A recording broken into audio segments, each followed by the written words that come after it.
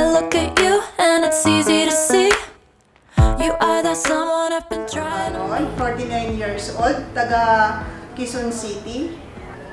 Ako po noon ay nagkaroon ng ovarian cyst 2018 nung nagkaroon ng problema yung menstruation ko. Doon ko nalaman na nung nagpa-transfer ako, doon ko nalaman na mayroon akong ovarian cyst. So, nagkaroon ako ng 2 buwan na parang hugas isda yung lumalabas. Hindi siya mapula masyado at 2 araw lang. Na noong kabataan ko, hanggang sa nagkaedad na ako, 5 hanggang 7 araw po yung aking menstruation. Pero nung time na yun, 2 araw lang, patak-patak pa siya. So, nagpa-transfer ako. Doon nalaman na may ovarian cyst ako sa kanan. Sa kanang ovary ko, nagkaroon siya ng cyst. So, 2 sunod na buwan, 2 buwan din uli na tuloy-tuloy yung menstruation ko.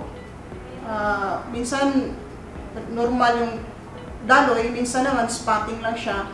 So, talagang kinabahan na ako nung time na yon dahil syempre, 2 buwan ba naman na tuloy-tuloy yung menstruation ko.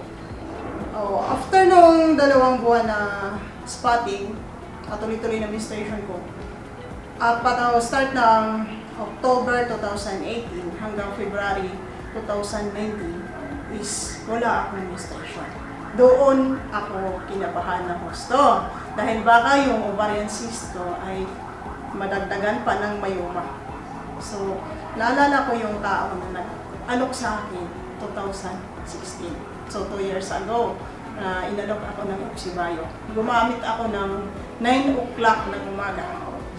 2:00 ng hapon, nag-start yung mabahong discharge. Talagang as in na masangsang yung amoy na lumabas. So, talagang sabi ko na parang nagulat ako.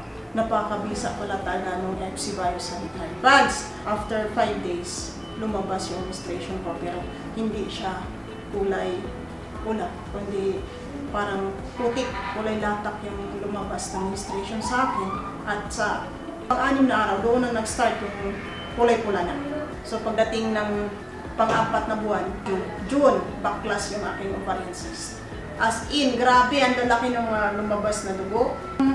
Pasalamat ko talaga sa Panginoon at sa Oxybayo sanitary pads dahil kung wala yun, baka sa hospital or sa mga gamot na puntahan ko, nabaklas yung aking ovarian cyst. Ipinangako ko po talaga sa sarili ko na habang ako yung humihinga, hindi ako titigil. Hindi ako titigil sa pag-share about Oxybayo sanitary pads para mas marami akong mailigtas. Mas marami akong mailigtas na buhay at kabuhayan, lalo ng mga kababaihan na naghihirap sa hirap ng pasan, bigat ng pasan ng nagkakaroon ng problema sa matres at saka sa ovary.